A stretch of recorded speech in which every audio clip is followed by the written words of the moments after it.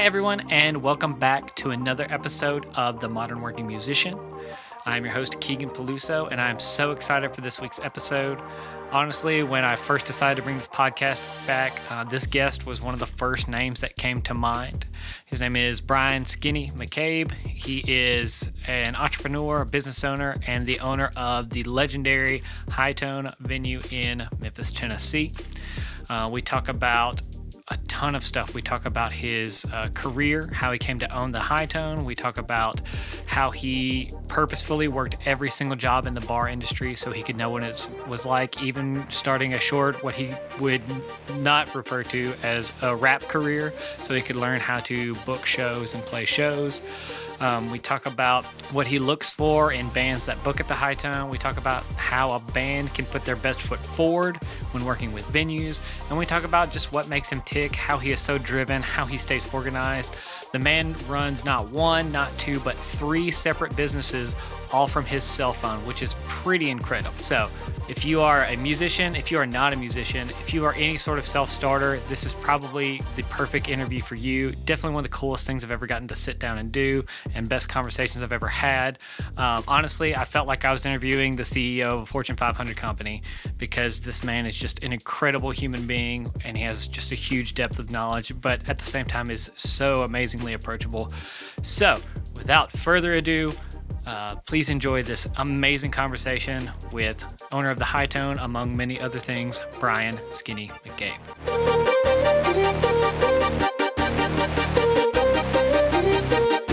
We'll go ahead and jump in if that's cool with you. Yeah, man, let's do it. So the first thing I really want to talk about is like you're one of those guys that just has I think it's safe to say an entrepreneurial spirit. You know, it's like you've got. You own the HiTone, you have Dirty Cotton, you open the Atomic Tiki, Yeah. You've got Axes on Axels now. Yeah. We're down at the IBC Blues Challenge right now, actually. We got the permit to have the axe throwing trailer down there and entertain some tourists and stuff, try to make a little money. How cool is that? So I guess this kind of might go back a long way. Was this like attitude of yours, was it born out of necessity, or have you kind of always been built that way? I've always just done too many things. Oh, yeah? Yeah, I've always had my hands in a couple different pots. Just to I don't know, I've always just found it kind of easy to multitask and stuff. Because, I mean, even with the ownership, like I do I'd say probably 95% of the booking all myself still. Yeah. And I've tried to relinquish some of those duties to other people, and they help out here and there. I don't know. It's just comes kind of easy for me. That's cool.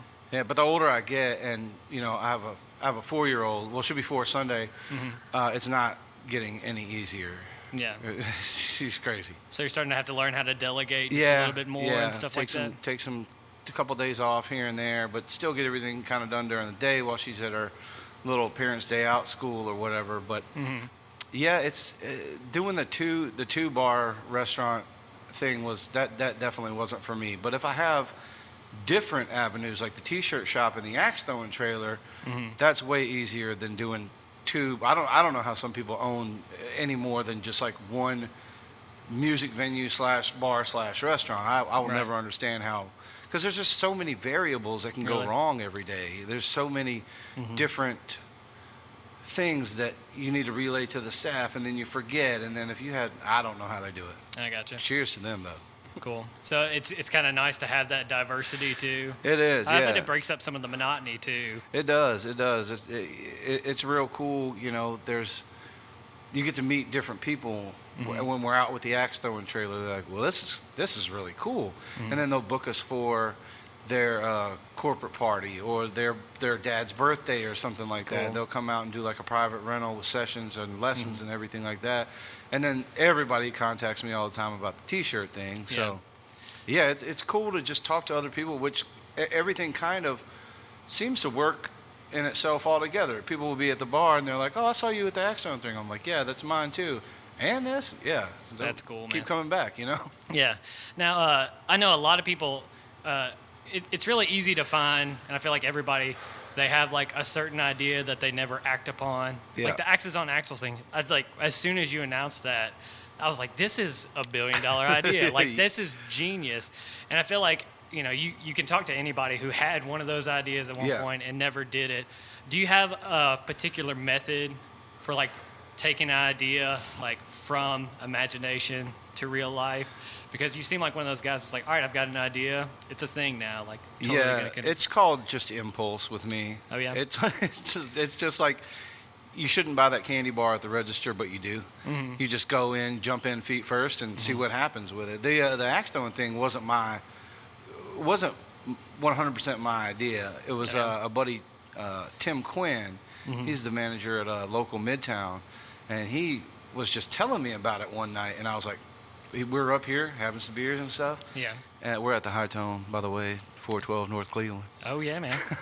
Come visit. He was telling me about it, and I was like, man, that is genius. I have to be a part of this. I can get us in the festivals. I can book us. Mm-hmm. I mean, it's all I do for a living pretty much is book and schedule. Right. So, dude, let me help out. Use my resources. Use my skinny production promotion wheel, right? Whatever that means, all in itself, and let's try to grow the thing and make some money. And people are loving it. Very cool. And that kind of leads into my next question was like, how do these things influence each other?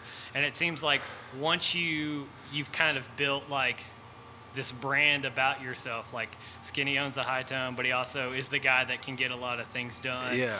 So like once the wheels start turning, it seems like it makes those other things that much easier. Yeah. So. It's kind of weird, man, because like like a lot of it, I wouldn't even say it's dumb luck because, I do a lot of promotion and talking to people and seeing what they do for a living and see if I can use anything that they do to help make this place run smoother or something like that, or make extra money for them, for me, whatever. Cross promotion. I'm huge on cross promotion. Yeah, for sure.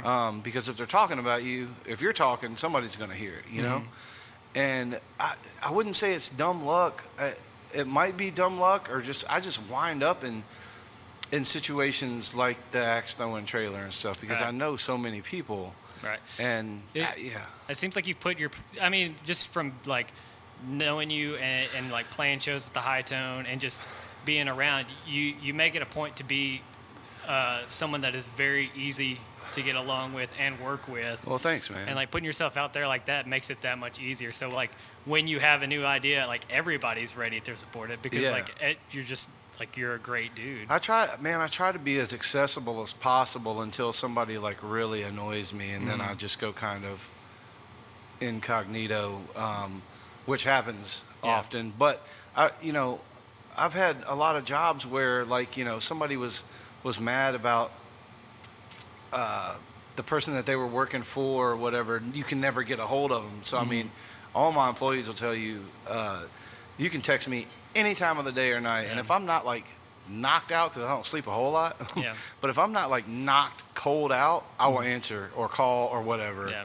So, I mean, setting this thing up was super easy. Yeah, I try to respond back because I mean that's what pays the bills is booking the calendar out. I mean, I'm booking all the way up through June right now. Awesome. I had March already done back in like late October, early November. And as soon as I get an email, I mean, sometimes I have to stop myself because, my daughter will be wanting to play, and I just realize that I'm on the phone with doing emails and making posters and just doing whatever scheduling. Yeah. And I have to just like stop and make time for this other stuff. But yeah, man, I'm a workaholic. Even if I'm at home kind of hurting right now, like I told you, but laid up, I'm just constantly browsing what tours are coming through, what's going on, how can I fit this in, make this work, reach out to this agent.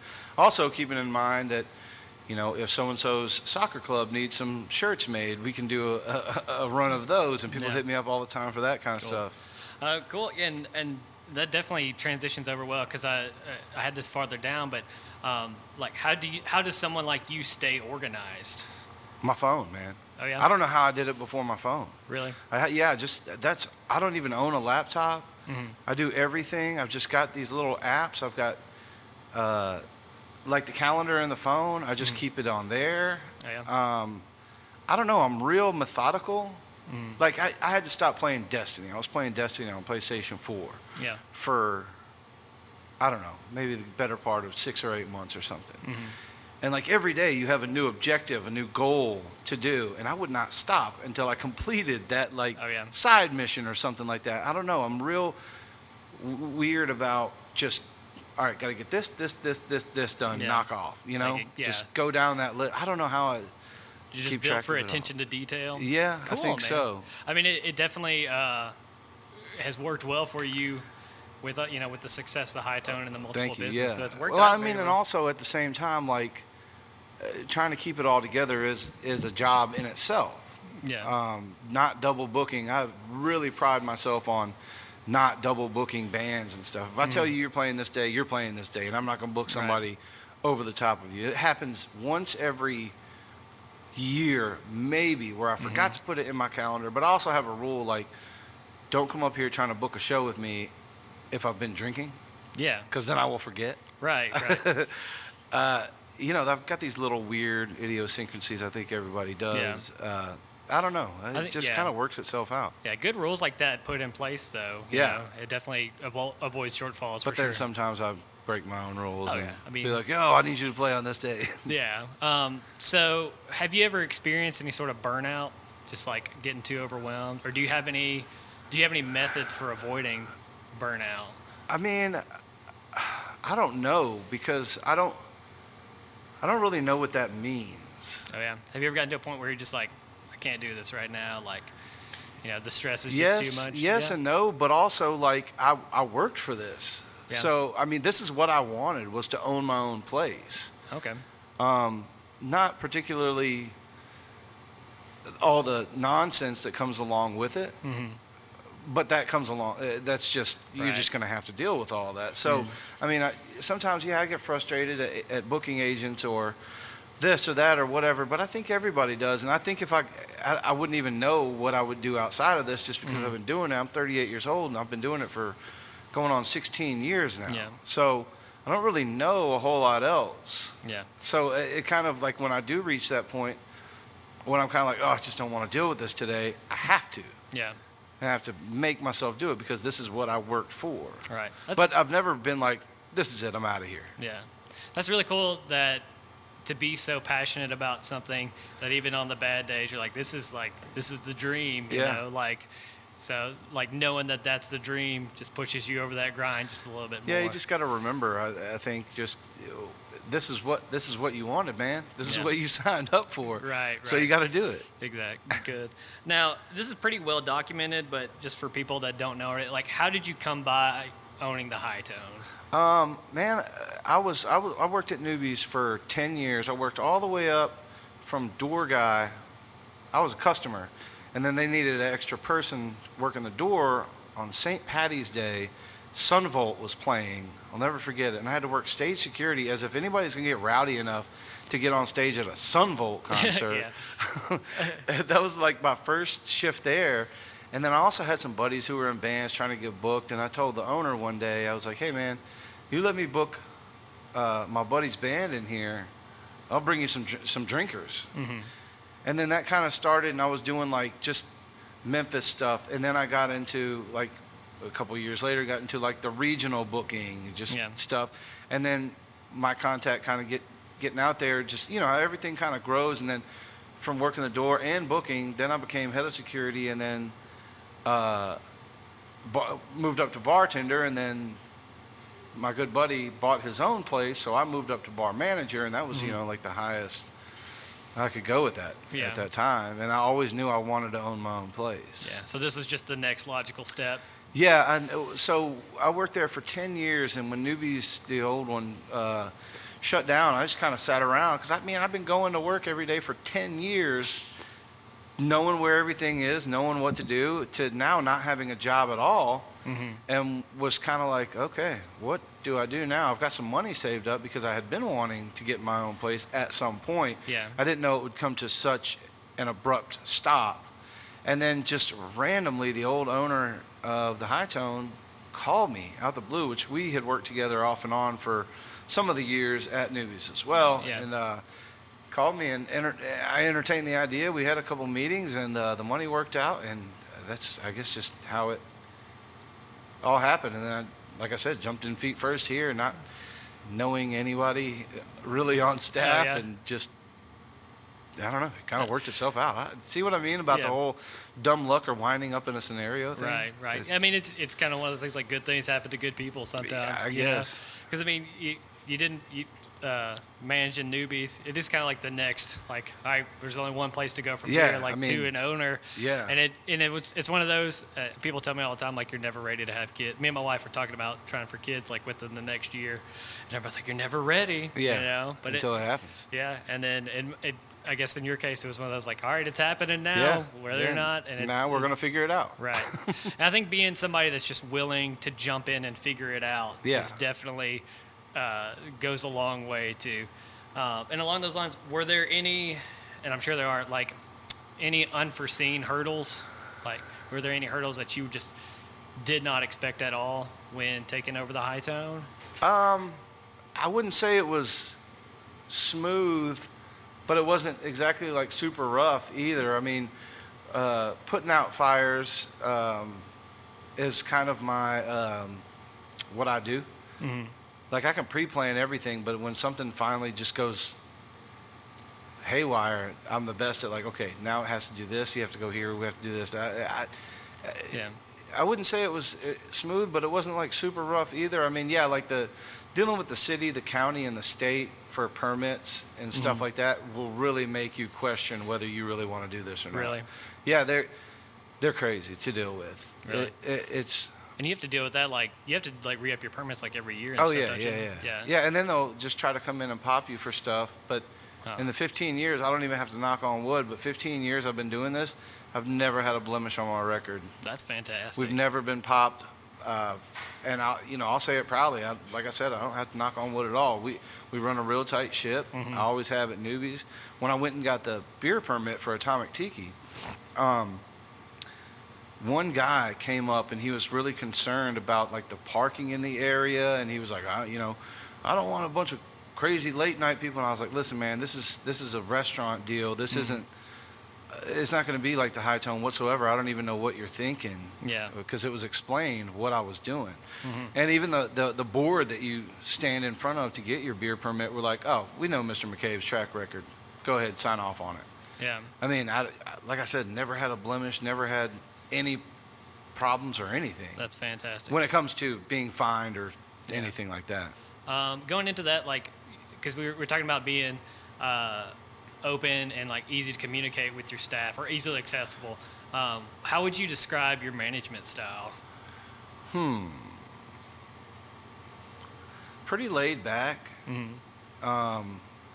We don't have a high turnover rate at the HiTone at all. And the same people, when I was at Newbies, I mean, we had the same bartenders. Like I said, I was there for 10 years.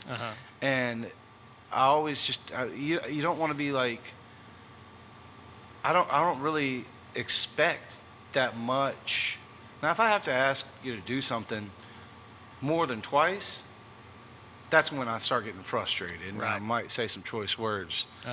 But I mean, I'm hands on, but I'm also hands off. I like people to have their own style of bartending, set the bar up how they want it set up. As long as they're keeping people comfortable, keeping them here, making money, I don't want to come in and micromanage or anything unless I absolutely have to. Like, hey, man, that shot's a little tall. I need to come back down on it. It's, expenses being wasted. I gotcha. But, yeah, I mean, I think you can be cool with people without ever having to get to the point to where you have to want to choke them or something like that. Yeah, I don't really dig on that at all. Yeah. I got high blood pressure as it is, so I don't want to raise it anymore. Gotcha. One thing I've noticed too, just having been around this venue before too, is the way you just exhibit, like, classic signs of great leadership, because you'll be the first one to get in the trenches with everybody. Oh, yeah. But you're also, you're not a do as I say, not as I do kind of thing. Yeah, like, no, man. I've seen you up here moving tables and stuff. Yeah. And everything, We're going to change the name to Table Tone at one point, or Chair Tone, because I swear that's all we do is move tables and chairs. Right after I get done with you, I got to move all this stuff back around. Well, if you need some help moving stuff, man, No, I'll lend some hands, man. I'll be fine. But yeah, Gotcha. there's not a job. All right, there's one job I won't do. Oh, yeah? And I will pay somebody extra to do it, and that's clean up the bathrooms after, let's just say, a wild and crazy night. when there's stuff that belongs in the toilet that's not in the toilet. Yeah. I can't do that. But yeah, I mean, I've been coming in every single Thursday for 5 years now that I've owned the HiTone, and I stock all the beer. That's cool, man. I order it, pay for it, stock it all myself. Wow. It's kind of my little, like, my little place of solace or whatever. Oh, yeah. Your little Zen time. Yeah. I get to be How cool is that? alone. Yeah. I get to be alone. I get to listen to the music that I want to listen to. I get to stock everything how I think it's easiest for the bartenders to see. I've been doing that every Thursday for 5 years straight. Wow, man. And people ask me all the time, they're like, why don't you get somebody else to do it? You can just make a bartender come in early. Well, why? What else am I going to do? Yeah. I mean, I've got 2 arms. Yeah, man, that's fantastic. It kind of reminds me, and like not to compare the HiTone with Walmart at all, but like when I was in college, I had I pushed carts at Walmart when I was going to college, and the store manager always parked in the back parking space of the store. Yeah, so customers can park closer. Yeah, and knew everybody. Like in Walmart, you know how high Walmart's turnover rate is. Yeah. He still knew everybody's name in the store. Like blew my mind. Yeah, But, that's like, wild. Yeah, That's just, a lot of employees. Yeah, it was like 50-some employees knew everybody's name, even though people were getting fired and hired like weekly and stuff. It was crazy, man. Yeah. But that's very cool, man. And Yeah, I mean, it just comes like kind of second nature to me. Like, I move some tables around, move some chairs, scoop some ice, whatever needs to be done. That way, the next person is set up for success that comes in after. You know, so That's I awesome. don't know. It's just kind of second nature. Cool. Now, this next question, this is one thing. This is an observation of mine. Like, the Memphis music community, especially like here in Midtown, is pretty tight knit. Yeah. You know, everybody kind of knows everybody, and also, and correct me if I'm wrong, it kind of seems that way venue to venue. Yeah. Like nobody really has like beef with anybody. Yeah. So I guess, where is it? So like, how do you think this helps the music scene thrive? Like, how does community as opposed to competition among venues help a music scene thrive? Well, I mean, there's always going to be the competition aspect of it, but I think if you present a cool enough, laid back, you know, you don't got the door person is the first person that somebody sees when they go to a venue. We have one every night of the week, and we have some of the best in town. Yeah, definitely. So if that door person gives you attitude for that, and then you put alcohol in yourself, which is a depressant, and that's going to make your experience so much worse. If that door person hasn't been cordial or cool or whatever, they're barking orders at you, you know what I mean? That is the first line of defense. So I think just presenting a cool place with a cool aesthetic and just everybody's kind of laid back, you know, I think that goes a long way, and especially somebody that goes to just here to see shows, they might come by our place later because it's cool, you know, and might check out some music that they never heard before. I mean, there's always, like I said, going to be competition, but I think if you're cool enough with everybody, there are a couple places in town that what am I trying to say? I don't attend because I don't like the way it's run. Oh yeah. But I'm happy about my place, and I really don't try to concern myself with a lot of other. Just try to be cool and take care of everybody that's here. Yeah, you that's know, very cool. Because they could really be anywhere else in the world, but they came to chill, watch a show, drink at your place. Yeah, and really and truly, this is like I think this is the only venue I've ever gone to not knowing what's happening on an evening. You know, usually every other venue in town I've gone to, like, it's for a specific reason, like band or artist. And like, you can come in any night of the week and check out something just super wild. Or just super chill. Yeah. And that's kind of another thing I wanted to get at. Being someone that play or books so many shows and so many diverse shows, are you seeing any trends with which shows are more like successful as far as like attendance, or I just guess overall, like, man, it's kind of all over the place because like really? like 10 years ago, maybe it was a little less than 10 years ago, like the burlesque thing was like really big, and then it kind of hit a lull, and now the burlesque shows here are doing real good numbers. Really? And like indie rock and metal are always going to do well at the HiTone. Yeah. We do so many different events, from Grilled Cheese Fest to the Midnight Yard Sale to I'm having my daughter's 4th birthday party here on Saturday. How cool because is that? why rent a place if we have 2,300 square feet for Right. her to just run around and scoot around or whatever they're going to be doing? Yeah. So, what was the original question? Sorry. Like, are you seeing any trends with what's packing? I guess what's packing the Yeah, venue here lately? the indie kind of DIY kind of scene has really been cool lately. We've got a bunch of cool bands coming up. Jacuzzi Boys, the Harmolays, like folk is getting bigger. Like, yeah? I feel like HiTone doesn't really do well with a whole bunch of like EDM shows. Really? I've noticed, yeah.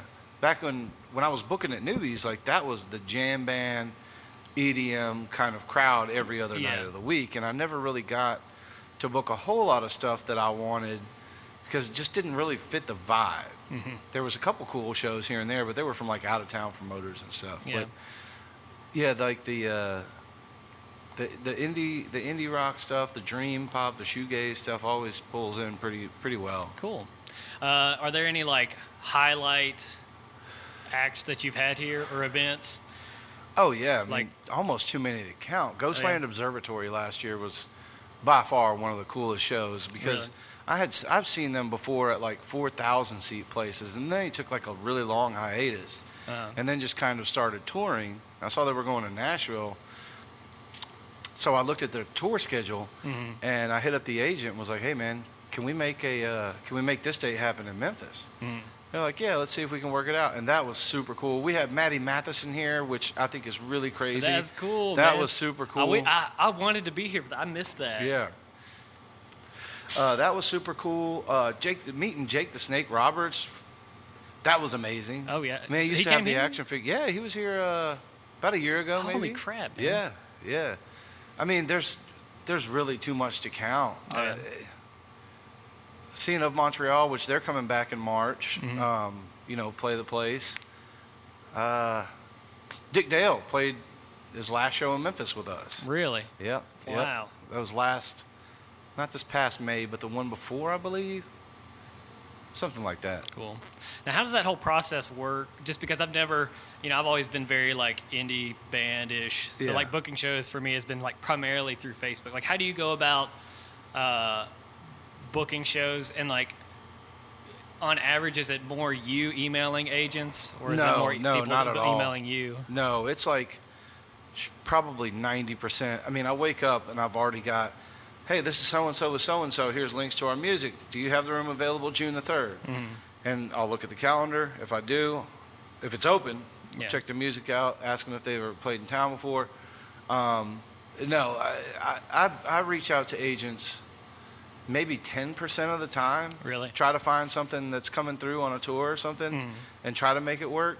But those rarely ever work because by the time you see a tour announcement, they've already figured out their travel routes, their budget, their whole plan, when they have their travel time between cities and stuff like that. So adding dates in between there when it's already not on the tour poster is kind of difficult because if they do, 8 shows in a row between the West Coast and then they're headed to the East Coast, they might need a couple of days off just to Gotcha. regroup for people's voices, for Yeah. kid reasons, whatever it may be. So adding those shows is kind of tricky, and they rarely work out. I got you. But I just saw the tour announcement for Pears, and they're coming through in April. Oh yeah. And one Mary Beth that comes here a lot. She's a huge promoter of the HiTone stuff and everything that we do.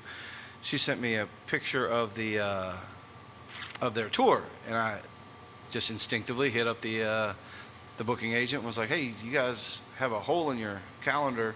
Want to pick up a show in Memphis?" And they were like, "Absolutely, let's do Awesome. it." I was like, "Well, why didn't you reach out in the first place?" But whatever, we got it. Yeah. Which is going to be a real rad show. That's awesome, man. Yeah.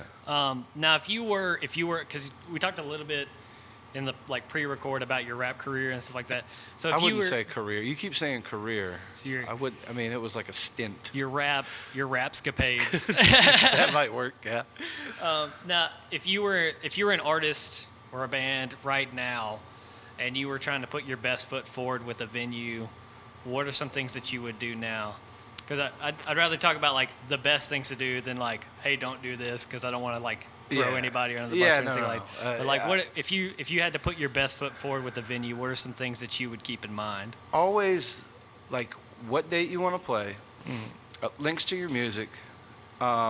It's always helpful to tell me, yeah, we played in Memphis back in March and there were 30 people there or something like that. You know, Okay. that way it gives me complete transparency of what I'm looking for. Yeah. I don't book a lot of the music that I particularly enjoy because a lot of people won't dig it. Gotcha. And they never say, or they always say, you never book what you love because you'll never make money. Gotcha. So like the Ghostland Observatory thing was wild. I took a huge gamble on it, and it actually ended up hitting like dead even, which I was Really? super surprised about. But that's why they say, don't book what you love. You'll never Yeah. make money. I mean, the bar did fine, but it should have been a lot bigger. You know what I Really? mean? Because I listened to some off-the-wall stuff, and every time I've noticed when I try to book it, it just doesn't seem to pan out. Really? For some reason, yeah. So, I mean, like, you know, if you have examples of where you played before and how many people were there, that goes a long way. You'll get an email back from me immediately. Cool. Instead of me having to go, where have you played in town? How was the crowd? You know, that way I know kind of what I'm dealing with here. Because the Gotcha. music, I'll be honest with you, I don't listen to a whole lot of the music I book. We do over 400 shows a year. Good Lord. Yeah, between the big room and the small room, we have something every single day. If we don't, it's because somebody just abruptly canceled. Wow. It's super weird. Yeah. And I book a lot on band names. Really? Yeah, I like to check out your packaging of your artwork and your band name. I know that's weird to say, but it's been working for me for a really long time. I'll book somebody on a cool band name or a cool just presentation of your packaging, Right. however you're presenting yourself, I gotcha. your own kind of band aesthetic or theme or whatever. Then I will, if you're just the best thing I've ever heard. gotcha. You know, So that's weird. Do you think it would be worth your time to put together a really nice EPK then? Yes and no, because that really only tells you so much. Really? Yeah, if you put together something that's attached that I don't have to click, that I can see already, Yeah. that I don't have to click a Dropbox and then click this, I don't have time for it. Oh, yeah. You know what I mean? Right. And people send me links all the time to an EPK, and then it'll be the way they upload it is so small, I can't see anything.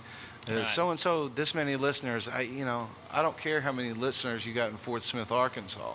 Yeah. You know, Right. I want to know that you are going to be professional, cool, and help bring some people out. Good. So it's pretty much like try to answer as many questions as easily as possible. when Yeah, they're make me contacting want you. to book you, really. Yeah. You I know? gotcha. Now, like, let's say I've booked at the HiTone, and I'm playing here, like on show night. What are some other ways I could put my best foot forward, just like performance-wise, or just make the evening go well for everybody? You know, a lost art form is printing out your own posters and bringing them up. Nobody does that anymore. Really? They cannot. There's a couple people in town that do. Josh McClain is one of them. He will go get his own posters printed. He will bring them up, tape them up in the windows. There's a couple more that I see all the time. Eric that does the comedy stuff over at Lamplighter, he'll come hang up stuff for there in our window, and I don't care. I respect that hustle. Really? I respect that more than anything in this world. You could walk in and hand me $100. I'll be like, oh, that's cool. I respect that. But if you come in and put your own poster up, I'm going to buy you a beer for doing that. That's cool, man. Yeah, dude. Everybody thinks just making a Facebook event. There's a lot of people that still don't have Facebook, that don't live their life by that. And how are they going to get to see what's going on here if we don't have posters in the window and posters everywhere around? Because you might have some really cool artwork that might turn somebody on to your band. Yeah. And a lot of people rely on the venue to just print out their posters and stuff. A lot of booking agencies don't even send posters to the venue anymore, which is, yeah, it's all online now. But that tangible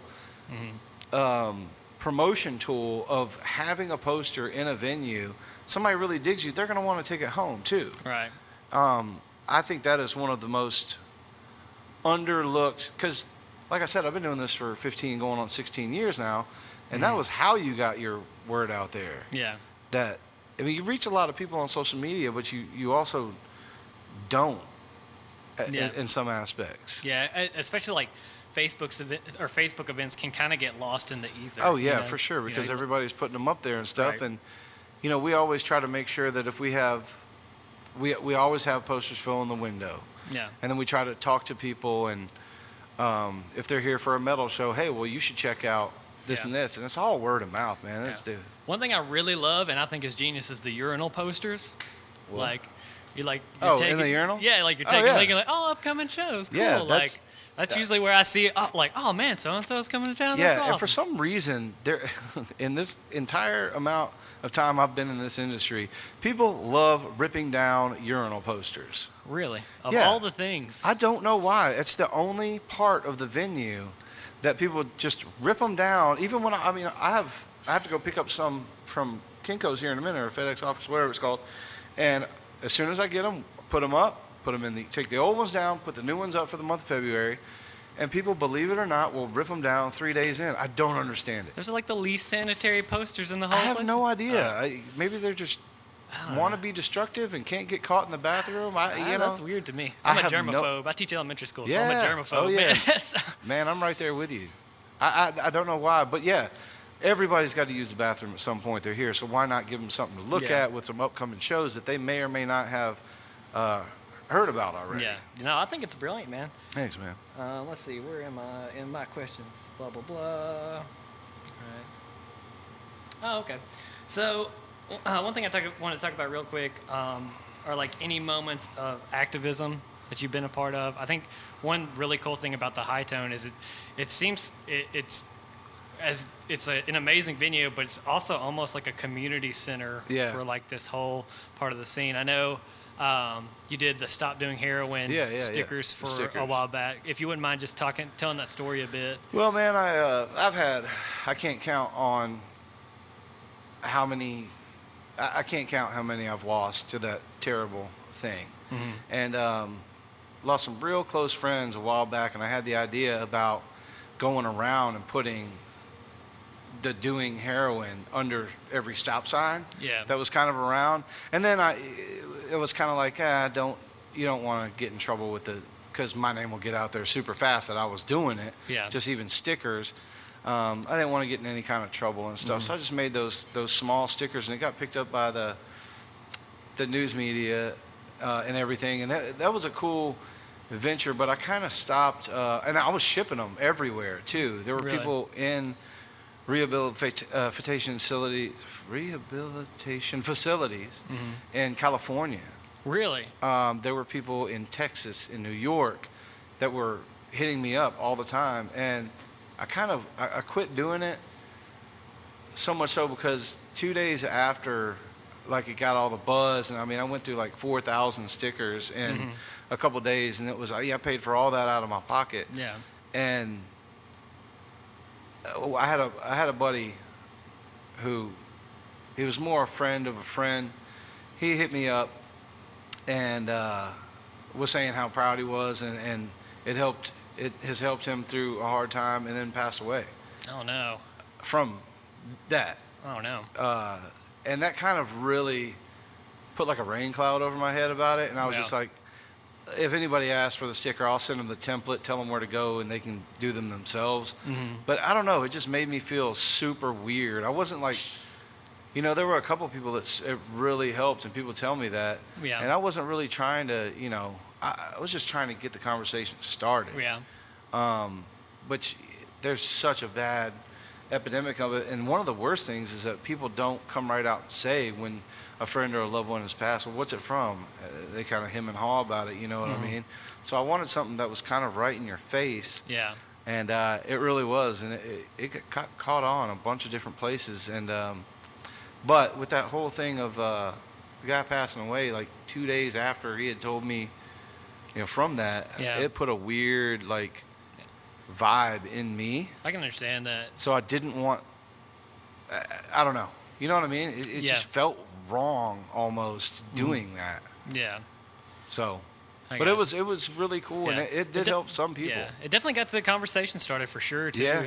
I think that's one thing that's really inspirational about you, too, is like when you put your mind on something, you don't halfway do it, and you don't shy away from it. Like when when you want to get this conversation started about drug addiction, like you don't like ease your way into it. Like you make a sticker that says, "Hey, stop doing heroin." You know, like that some people, man, it started a real wild conversation on a couple threads on social media. How,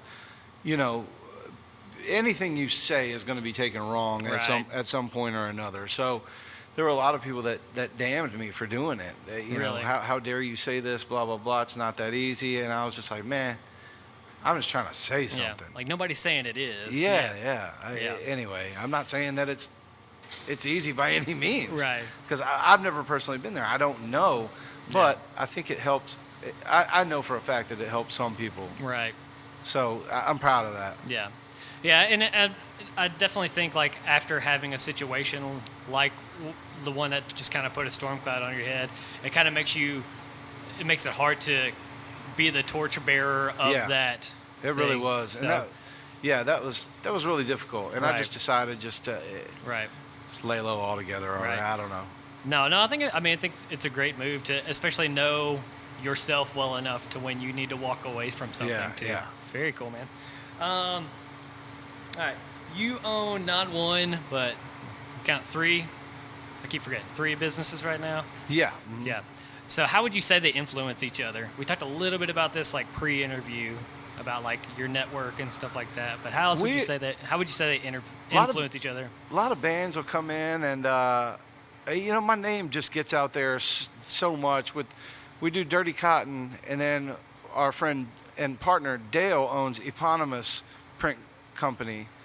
And then so we kind of merge and we do like bulk orders of stuff as West Tennessee Trade and Print. We also own Memphis as the F word. Trying to keep it PG for you. We own that too. And I don't know, everything just kind of like I've been at the Axtone trailer with somebody wearing one of my shirts, and then I'll be talking to them, oh cool, nice shirt, oh, the HiTone, man, come get a drink afterward. And then they'll come over here and I'm like, man, I don't know how all that happened. It's just they complement each other in the fact that some bands will come through town and or be on the way here and heard that I have a t-shirt shop right across the street, and we'll do some orders for them. And we do a lot of band stuff. People hit us up all the time. It's really cool to help out, and we're local, and I love people that search out local instead of going to some conglomerate or something like that. Yeah, I didn't know y'all printed for bands and stuff too. So we do, we do. I'll definitely have to holler at you after this. We did, yeah, for sure. And we match or beat anybody's price, and it's my wife mostly doing all of it, and our little 4-year-old helping out as much as she can, That's whatever awesome, that man. is. Family business. Yeah, pretty much. Cool. Yeah, we do a lot of stuff for. We do all Midtown Soccer Clubs jerseys. We do off runs for bulk orders and stuff like that all the time too. That's what really pays the bills. Very cool. Would you say like running the HiTone has made running these, like the lessons you've learned from this venue, would you say it's made starting and running those other businesses that much easier? Yeah, it has on like the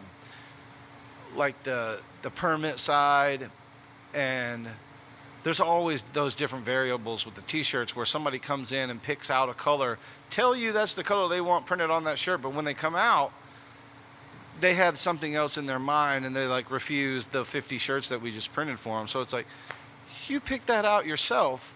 I mean, there's always those challenges in everything, This morning I got because we have the Axtone trailer at IBC right in front of Rum Boogie, or right on the side. And the street's blocked off. I got an email this morning from Officer so-and-so with the North Main Precinct saying, need to move it immediately. I called my partner and I was like, what happened last night? He goes, nothing, man. The police officer told me we could keep it there. They'd shut the meters off, and since we have a permit, we can be there. So I hit that officer back, and I'm like, hey, do you have a number I can contact you at? He writes back and goes, sorry, we dug a little deeper and found your permit. Thanks. So we're cool. You know, those constant little things that I got to take 15, 20 minutes out of the day to correct that was already, I try to do everything by the book, you know? So, I mean, those little hurdles, those are learning curves. Somebody should have told somebody that we had that permit and that we were good to go. But now I have to try to correct things. So, you know, it comes a little easier with the more stuff that you have your hands in. You get to learn different ways to deal with people and stuff like that. So you're kind of a master firefighter? Yeah. Just like putting out fires all the time? Pretty much. Very cool, man. Awesome. We already talked about like how you stay organized, your phone. Any particular apps you use? You talked about your calendar on your phone. Are there any other apps that you use to help you stay organized? Yeah, the calendar on the phone.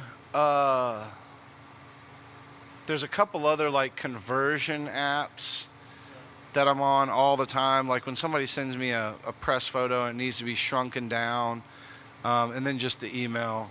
Gotcha. Yeah. Very cool, man. Awesome. Could you just, you don't have to elaborate super like a ton. Could you walk us through a typical work day, or is there such a thing as a typical work day for you, or is it different every day? Well, yeah, it is different. There's always, like I said, that officer hitting me up this morning. I'm like, what? Yeah, I mean, really just wake up. My daughter wakes up at 6 o'clock every morning, whether we want her to or not. We don't want her to, but yeah, she wakes up every morning at 6 o'clock. Get up, go let the dogs out, get the kids some breakfast. Maybe I take her to school, maybe Mama does. And then Thursdays and Fridays are my real hectic days because I have to come up here and stock the beer and stuff and then receive the liquor order on Friday. But, I mean, most of the day is just promoting, putting flyers out there, printing flyers, putting them up, answering emails, scheduling for the weekend, whatever. I got you. Yeah, or the rest of the week. So it's safe to say like a good portion of your workday is spent on your phone? I'd say most all of it. Oh, wow. Yeah. But that's so cool how you've met, like, that's your method and it's working really well. Yeah, somehow I had to make it work. We were with Ticketfly for a couple of years, and when they got hacked, I had months worth of calendar that I had uploaded. When somebody hits me up, I need to put a hold on this date for so-and-so band. So I'd upload it to Ticketfly's website, and I could see like the little brackets there, what was held, who has priority on that date, whatever. And then they got hacked, and I lost all that information. Oh, Lord. Yeah, it was crazy. So I just kind of had to figure out who was playing, had to dig through emails. And yeah, I don't know, if I lose my phone, I go into a panic. There's like everything is in my phone. Dude, horror story. So I've got a external hard drive right here. Yeah. My last one, I had 6 years worth of music I'd written, recorded, my wedding photos, Lord. Everything. And I dropped it, and it bit the dust. Like, lost 6 years, because I had just bought a new computer. Yeah. And then, transferred everything on there to put on this, and I dropped it before it made it to this. So it's good. I found my wedding photos, thank God. Oh, good. That was the important part. Yeah, for sure. I totally understand. Very cool. Now, this one, you can take all the time in the world, or you don't have to answer this one if you don't want to. Do you have a favorite failure? Favorite failure? Yeah. Of mine personally? Yeah, like a time where, you crashed and burned super hard, but maybe the lesson was super valuable, or it led to something so much better in the end. If you don't have one, that's fine too. Well, I wouldn't say... that's a great question. Huh. I wouldn't say that Tiki was a failure, because it was really cool. It wasn't for me. I just couldn't invest enough time that needed to be done and do this and have the kid and the wife and the T-shirt and the axe thing all at the same time. And I'm not saying that I've always been successful either in everything. I'm kind of feel like I'm just bobbing with my head above water sometimes. Um, that's if I had to pick one, I'd say Tiki, man. I really think that could have made a bigger impact on the city. I think we're a little ahead of our time. And that, yeah, I think there's going to be there already is kind of a Tiki resurgence around in other big cities.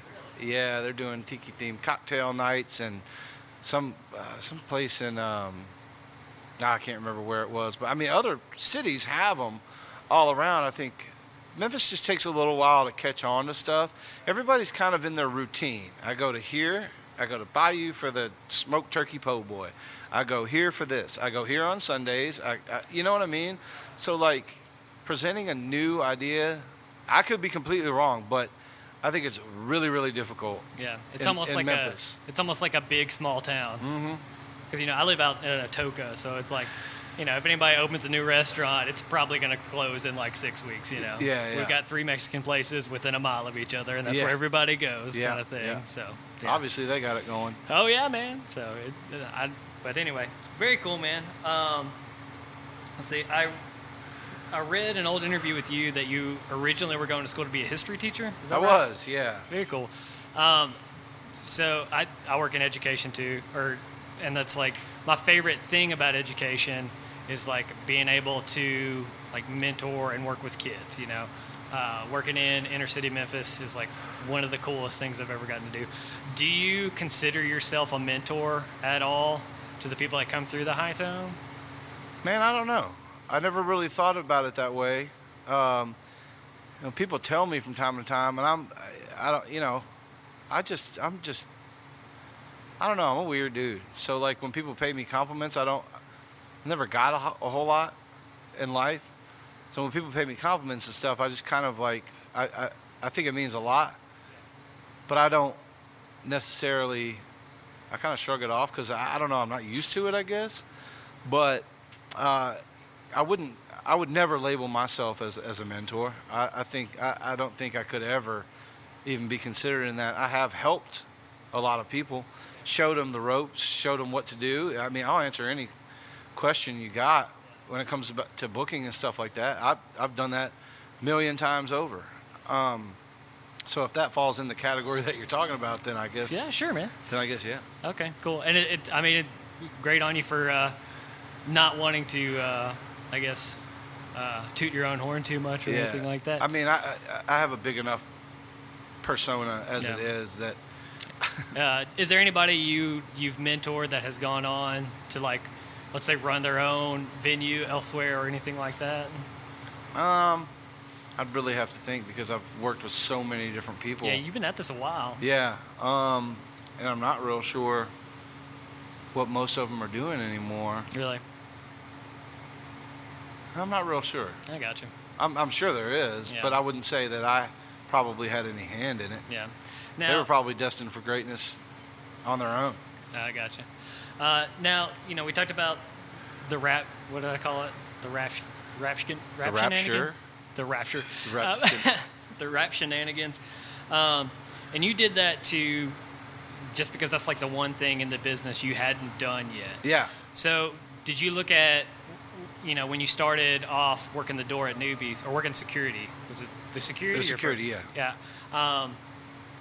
Everything after that, did you kind of see it as a stepping stone? I did, yeah. I wanted to learn every single aspect of it.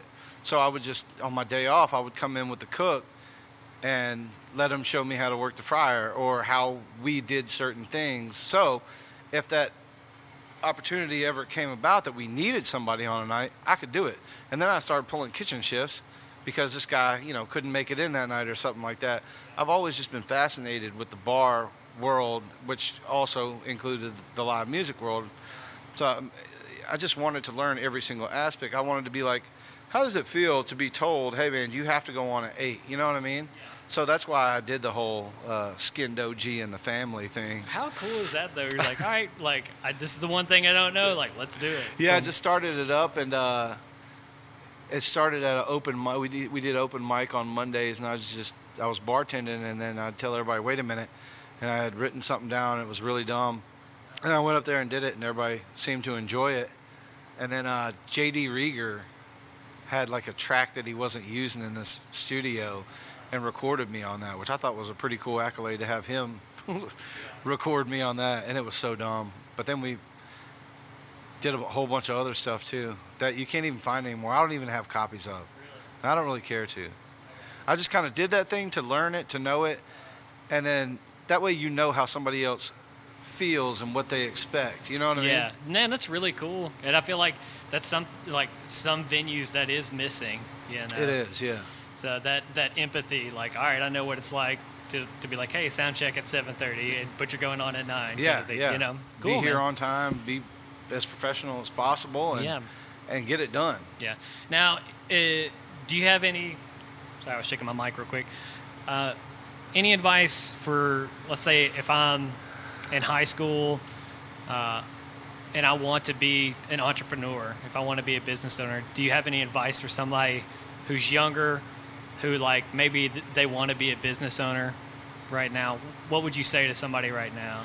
Man, I would say find whatever that field is that you want to and start at the bottom. That way, because you can learn a lot of stuff from going to college and everything like that, but you'll learn way more just being thrown to the fire. You really, really will. I never, like I said, I wanted to be a history teacher, and I also had rent due the day after I bought my books, and it was just like, okay, well, I'm not doing this, and I never looked back. And I've learned everything I've known from just working in the business and figuring stuff out, asking people. Yeah. You know? That's very cool. Just start from the bottom, grinding it out, man. Very cool. Sorry, Josh McClain from the band Heels is getting ice right now. So you're good, man. You're good. Anything? Oh, I've just got 2 left. Anything new and exciting on the horizon as far as? I know we talked about some really cool shows coming up. Yeah. Any other new business ventures? No, or anything I hope like? I don't wind up in something else. I really do. I do. I have a couple ideas. I don't know if they'll take hold in Memphis. But other than that, I'm just really looking forward to seeing everybody come out to shows and keep trying to book the cool shows that everybody wants to see. Cool. Speaking of that, come to the HiTone any night. I've never had a bad night at the HiTone. Oh, Every time I've seen something amazing, whether I thought I was going to or not. So I've seen some of my favorite bands here, like serendipitously, like Snarky Puppy. Yeah. The first time, it was like right off their Grammy win. I got to see them here, and that was like, I've seen them every time they come to town. That was the coolest thing ever. Yeah, the HiTone, man, it's a staple, and we're gonna book some cool stuff. So keep up with us at HiToneCafe.com. Check out the posters in the window. We're open 7 days a week in the lounge from 5 p.m. to 3 a.m. After your adventures, wherever else you are, come by, have a drink, check out the atmosphere. Awesome. Let's see. Let me check my calendar real quick. So it's this. I've got one interview Monday, then Ben Ricketts, and then you're after Ben. So one, 2, 3. So the week of the 17th is when we'll release this. Okay. I'm sure you'll send me a link or something. Oh yeah. Off the top of your head, I was just gonna see if you wanted to shout out like anything that was happening that week at the HiTone. Oh yeah, let me see. Cool. The 20th, the February 20th, we have Chris Renzema, which is like a singer-songwriter dude. We've already got like 80-something pre-sales for that. Dadgum. Yeah, that's going to be really cool. On the 21st, we've got the Cosmic Country Tour with Daniel Donato. You heard of him before? Nah. Kitty Deering's opening up for him. He's really cool. He does like it's almost like, I don't even know he just calls it Cosmic Country. So it's kind of indie / country. I'm along for that. It kind of reminds me of like Sturgill Simpson. I don't know how much. Yeah, but it's a little more out there. Oh, yeah? Yeah. Dude, I'm along for the ride for that. And then so we go from kind of, he's like pseudo-Christian, the Chris Renzema guy. So we go from that on that Thursday, the 20th. 21st, we've got a Rhodes private party in the big room and Daniel Donato in the small room. Oh, yeah. And then that Saturday, the 22nd, we've got Fraser Boy's birthday party. All right. Man, Keep it. And then that Sunday we've got Truck Fighters, legendary what is Truck Fighters? stoner rock metal band. I've not heard them. Yeah, they've been around for a That's really like my long jam. time. Because like the Sword, I've Yeah, been jamming yeah. the Sword like all week. Oh, Cool. yeah. Very cool. Where can people find you, or other than sitting at the bar at the HiTone, man? Yes, on the internet and stuff like that. On the internet. Cool. I'm the one always posting from the HiTone saying dumb stuff.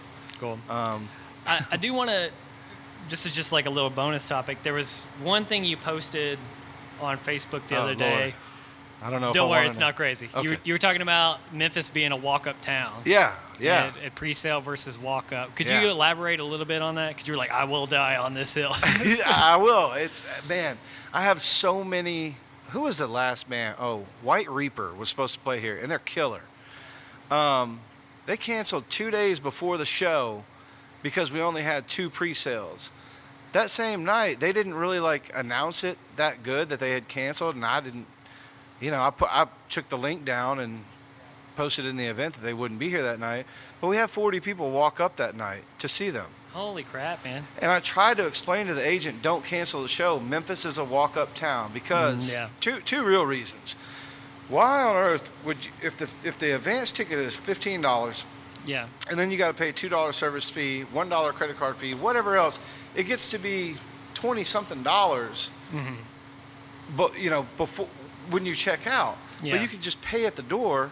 So people are really, in my experience, people try to save. That's a drink you could have bought, Right. or paid for parking somewhere if there's that kind of place. Yeah. People are frugal about their money in Memphis. Why would I spend $5 extra on service fees?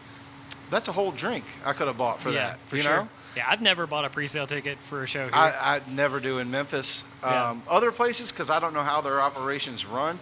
But also, so on the second aspect, like I'll only buy tickets if I'm going out of town somewhere because I don't know how they run there. I don't know how strict they are. You know what I mean? I don't Right. know what the line's going to be like. I don't know that. Pretty much in town, you can guess what time somebody's going to go on, or Yeah. if there's going to be a line, or how big it's going to be. It's just one of those kind of inherent traits that I think all Memphian showgoers have. Yeah. The second part to that is that everybody knows everybody at Definitely. the venues in town. Yeah. You can text Logan over at Minglewood, and, hey man, what time is so-and-so going on tonight? He'll text back That's if so he's cool. not super slammed. You know what I Yeah. mean? Like, everybody knows that unless it's completely sold out, you're going to be able to get in. Yeah. If you know somebody, and everybody knows everybody. It's the biggest little city in the world. Yeah. Very cool, man. Yeah. There's one last thing I want to touch on. I know I already said that once, but it's been an amazing time picking your brain. Thanks, man. You Cro- too. Oh man, thank you so much. Thank you for having me. We definitely need to do this again sometime. Sure, man. Crosstown Concourse just open because my life moves really slow. Yeah. It's been open for a couple of years. How have you seen any change just in the demographic, just in the scene around like the Crosstown area with the opening of Concourse and stuff like that? We definitely haven't seen an influx of traffic because there's so much going on over there. Really? People kind of make it like a date night.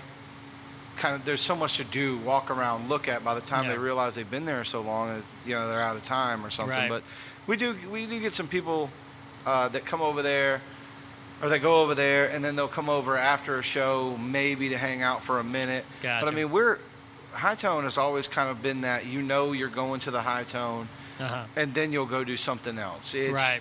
So we're building our regulars, our bar regulars up little by little, but we're always kind of that destination spot. I'm going here for this band. I'm going to hang out. Right. Try to get people to stay longer.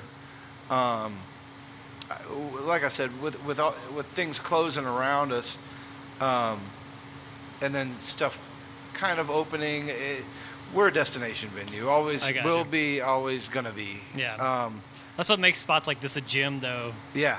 To me, And I think if we were in, Cooper Young or something, we'd have a lot more like bar walk-up traffic Yeah. and stuff like that. But we're just kind of staying in our lane over here, and Yeah.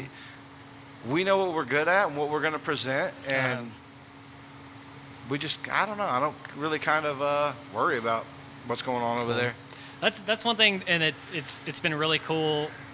Like throughout this interview, like your philosophy is, like, I'm going to handle my business, do what I got to do to be successful, not really worry about anything else. Yeah, not a whole lot.